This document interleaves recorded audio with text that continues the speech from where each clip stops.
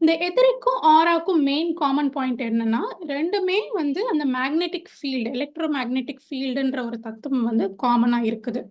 இந்த ஆரா வந்துட்டு நம்மளுடைய உடல சுத்தி ஒரு எக் ஷேப்ல இருக்கும். ஸோ ஒரு ஹைட் வந்து ஒரு 7 ஃபீட் இருக்கும். ஒரு விட்த் வந்து 4 ஃபீட் இருக்கும் மேக்ஸிமம்.